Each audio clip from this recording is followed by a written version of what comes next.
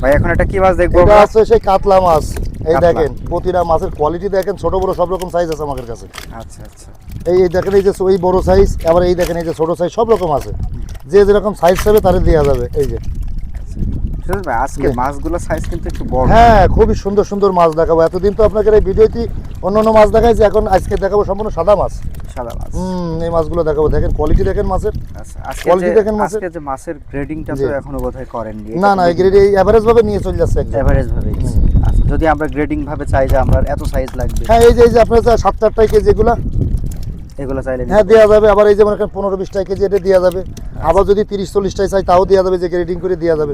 সব রকম সাইজ আছে আমার একটু কাছে। দামের ব্যাপারে বলেন তো। এগুলো অনলি 300 টাকা কেজি আমাকে যশোরের রেট। মানে যে সাইজটাই নিব 300 300 টাকা কেজি। না, ছোট সাইজে আবার একটু দাম বেশি, এগুলো 350 টাকা কেজি। ছোট সাইজগুলো। হ্যাঁ হ্যাঁ, এই যে এইগুলা এটা হচ্ছে কাতলা, কাতলা মাছ, অরিজিনাল কাতলা মাছ, হালদা নদীর কাতলা মাছ। দেখেন হালদা নদীর কাতলা। অরিজিনাল হালদা নদীর কাতলা মাছ এগুলো। অসাধারণ মাছ, জি। অসাধারণ।